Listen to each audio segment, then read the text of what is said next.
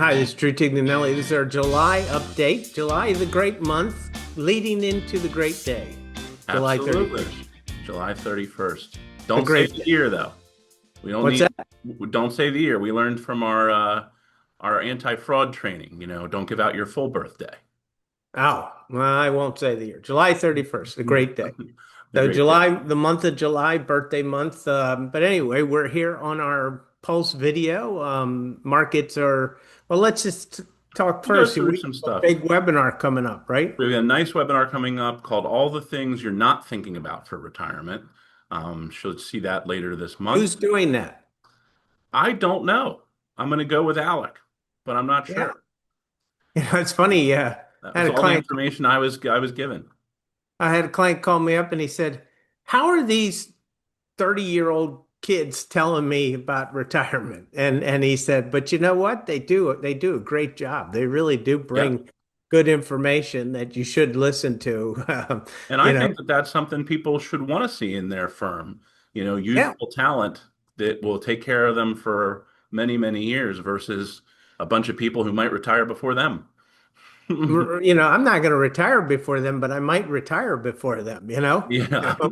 I might expire before them. You never know, right? So So we've got two articles coming up, and I know, Drew, you would like to kind of spend some time today talking about them, but we'll just give you the overview so that you know what's coming. Win, win, win. And since Drew's going to cover that, I'll let him cover that shortly. And then protecting inheritance with lifetime trusts. Uh, we're going to talk about that too we'll in a talk about little that a bit. little We bit get too, that. but just because we talk about it here doesn't mean you shouldn't read the article. Yeah, well, we'll get to that. So the stock market, what's going on there? It's hitting almost new highs. Yeah, the Nasdaq and the S&P are close to their all-time high. The Dow still has a little bit more room to go, but it had also taken more of a hit on the chin, so it had a further run to go. Yeah, but as crazy as markets are, or I mean, I'm sorry, as crazy as the world has been for the last 6 months, it just goes to show you can't predict what's going to drive the market up or down. You just don't know. Yeah, And somebody once said it's better to try to harness and leverage the market's power than try to beat its power. yeah, you have to make two fantastic decisions. You have to make a great decision on when to sell, and you have to make a great decision on when to buy again. And it's impossible. I've tried it many years of my career, and it just didn't work. I might make a great decision on one, but I didn't make a great decision on the other. So, best to just, like you say, harness the market and enjoy the And ride. and leverage it by looking at what parts of the market are over and underperforming and kind of riding those trends versus something specific. But talking about trends, bonds have finally seemed to have stabilized uh, Well, for now. for now. For now. Well, at Um, least they're not going down a lot anymore, and that's a good thing. And the dollar has weakened lately. It's actually down about 10% from where it had got into. And so that again is just another positive of international holdings. Too many people called us up during the last few years saying, "I don't want to own any international. I don't want to own any international." And when that starts happening, Mike, you're probably getting to the place where you want to start owning international. yeah, absolutely. Absolutely. Because when everybody comes convinced that the US is the only place to invest, it's probably the last place you want to invest. Right. Oil and That's how gas. markets work. Oil and gas is also down from their 12-month highs. No, there's no doubt about that. And a lot of people think it's because Trump came in and he's going to drill, drill, drill, and that's what's driving the oil prices down.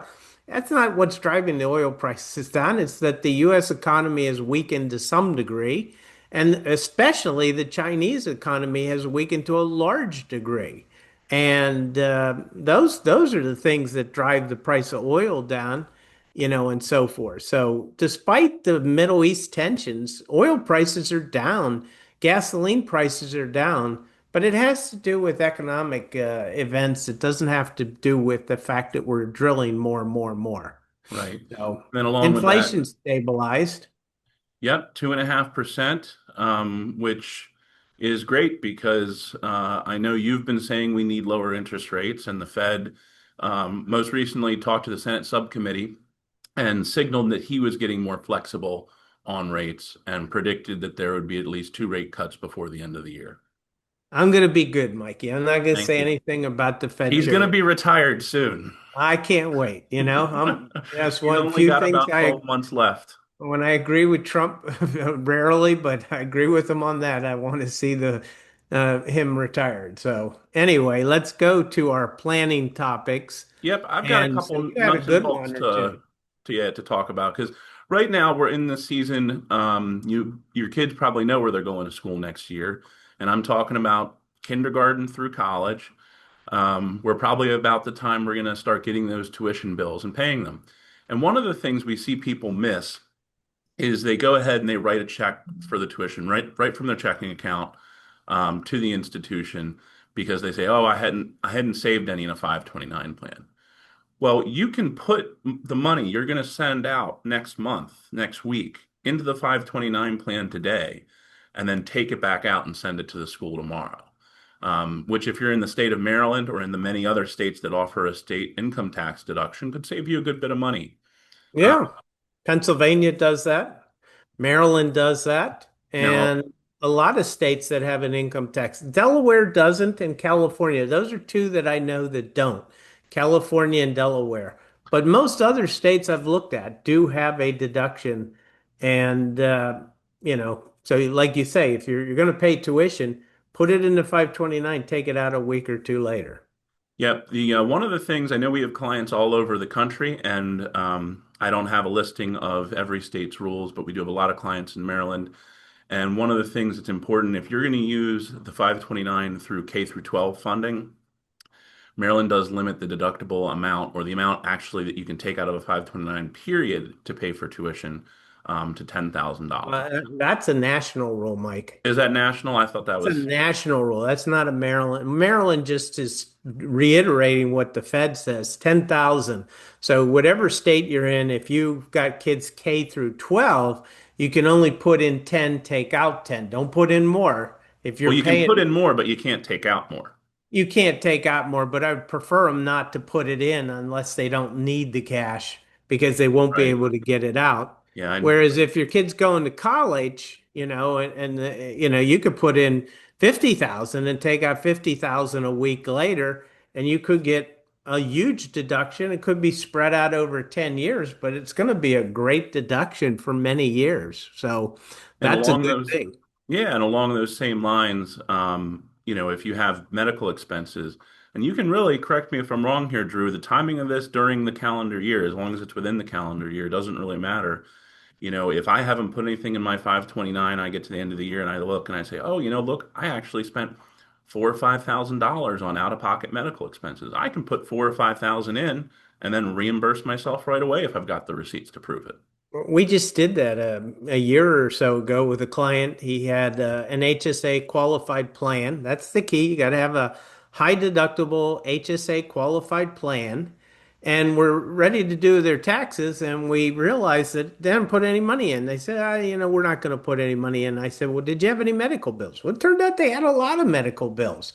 And I could put that whole amount in. And I said a week later, just take it back out. And we took the whole deduction on the tax return. It was beautiful. That was a Beautiful. beautiful The thing, you reason know? we do what we do. I love that kind of stuff. So yeah, you could do that with HSAs, you can do that with 529s. Talk to your advisor before you do it because every state has a little different rule and we may not know every state by heart, but we can figure it all out and tell you what you should be doing. And remember, grandparents can do the same. Yep. So, I'm a grandparent and occasionally I'll help with college or something like that. And when I lived in Maryland, I used to put it in the 529, take it out and give it to the kids, to pay for college. Because all I had to do is prove that there was expenses that were not reimbursed from a 529 plan, et cetera. So anyway, that's a real good thing. We wrote an article called Win, Win, Win, Mike, and it's about our clients helping us to achieve a lifetime dream of mine. My lifetime dream since 1990, when I trademarked the name The Financial Physical, was to help to overcome the industry from being sales focused, where it's all about trying to get a person to trust you and then sell them products and make money off of them. And you're going to do something reasonably good for them, but there's no professionalism. It's really just, hey, here's an investment. I think it'll be good for you. I'm a nice guy. We do things together, whatever. Hey, buy this from me. And that's not the way the industry should operate. And that's the way I was trained when I was first 10 years, 1980 to 1990. And I said to my associate at that time, it was Chris O'Shea, I said, we need a model to develop a professional because there's none that we see in 1990 in the industry. And that model we chose was the medical profession. We said general practitioners of medicine, they're independent, they're fee only, they well credentialed, they're experienced, knowledgeable comprehensively, and they can help a client with everything, whether it's Social Security or Medicare, 401k, IRA, Roth, company benefits, mortgages, college planning, retirement planning, insurances, auto, home, life, long-term care. It doesn't matter. If it's dealing with your money, that doctor of personal finance, like a doctor of medicine, should be able to guide you and help you and bring other specialists in to help you as necessary, like lawyers and CPAs and so forth. Another angle that I think is important to recognize is, you know, why does all that matter? What's the end purpose? And the end purpose is what we can do for you and our other clients and other potential clients in the future. And what we can do is know the questions that you don't know to ask. And I think that's where the financial physical and the approach that we take becomes much more about the client and the people we work with, and even the people that sometimes we meet with and don't work with, but being able to share with them, hey, you don't know that you need to know this. You didn't know to ask this question, but I'm going to ask you to trust us, and I'm going to ask you to give us all your information, and I'm going to ask you to trust that once I have all the information I've asked for, I'm going to tell you all the things you should be asking. I'm going to give you those answers. Yeah, well, that's the concept of the article win-win-win is that, yes, the consulate wants to grow. The consulate wants new clients, and it's important that we have new clients because that's the win for our current clients. The more we grow, the more we can invest in technology and things to benefit them. That's the whole purpose of growth. That's why we went on this venture of bringing in a much bigger company since 2005. We were just a one, two-man shop before that, but we said, the future is going to be bigger firms that are dedicated to the well-being of the client, and technology is going to be a big piece of it. So there's the win for our clients, but the referral, hopefully they see through the financial physical that this industry is not as concerned about them as it should be. And there's emerging these professionals who are vastly knowledgeable about many different areas to help them achieve their goals and objectives in a much more dynamic way than what they may be experiencing currently. And And when it that's the key. And when it comes to becoming bigger, and why is that a benefit to the clients?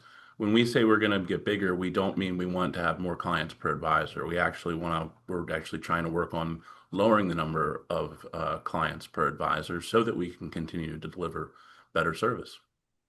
Well, when we say bigger, we mean that we can continue to train young advisors like we've done. We've got like six good young advisors, and I tell you, they're unbelievable how well they've picked up on everything we've trained them. When I got in this industry and still in this industry, a new advisor comes in, gets licenses in a week or two or three. They give them some sales training and they say, go on out there and see if you can bring clients and bring money in. Well, our philosophy is like a doctor. Get them educated, get them through the credentialing process. That takes about 2 or 3 years. Let them And then shadow. and then they have to go as a resident or an intern with a senior advisor for another 3 to 5 years.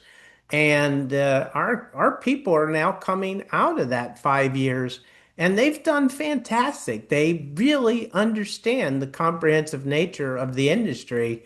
And, we need our clients to help us tell the public.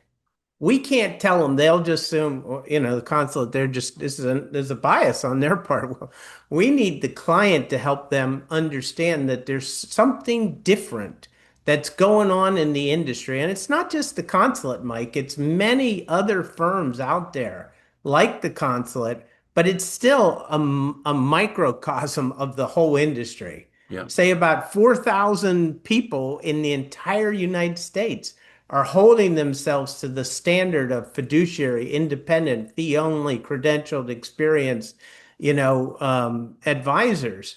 And there's 300,000 advisors out there. So So Drew, anyway, I hope everyone reads the article and, understands my heart as to what we're trying to communicate. And that this is a tipping point that's happening in the financial services industry. That's what it's all about. so speaking of things that our clients might not know they need to know about, or maybe not know they don't need to know about, the other article this month is Lifetime Trust, why and why not? Yeah, well, because we've already spent a lot of time here, Yep. I'm just going to keep it simple. And that is that to me, you know, it's all about what I've accumulated with my wife, Bev, is not to just give the kids to spend as they want to. I want to make sure that it's a legacy that goes through the generations. I want to make sure that it's not overtaxed through the generations. And if a child of mine says to me, I don't want a lifetime trust, I don't want to have to go tell somebody, ask somebody if I want money, et cetera, that's ridiculous, because um, what we've accumulated doesn't give you the right to do whatever you want with it. What we've accumulated gives us the right to say to you, you know, you'll get plenty of money every year to do as you please.